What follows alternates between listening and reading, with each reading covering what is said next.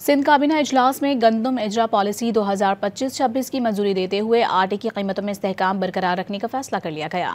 वज़ीर आला सिंध सैयद मुराद अली शाह की ज़ेर सदारत सूबाई काबीना का इजलास हुआ। कीमतों में इजाफे के पेश नज़र 1.265 मिलियन मैट्रिक टन गंदम फ्लोर मिलों को और चक्कियों को जारी करने का फैसला किया गया। सिंध काबीना इजलास में गंदम इजरा पॉलिसी 2025-26 की मंजूरी देते हुए आटे की कीमतों में इस्तेहकाम बरकरार रखने का फैसला कर लिया गया।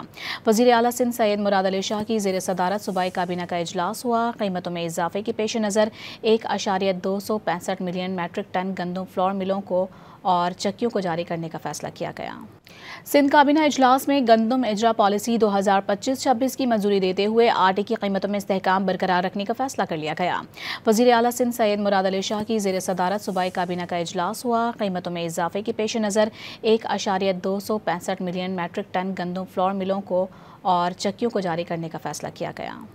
सिंध काबीना इजलास में गंदम इजरा पॉलिसी 2025-26 की मंजूरी देते हुए आटे की कीमतों में इस्तेहकाम बरकरार रखने का फैसला कर लिया गया।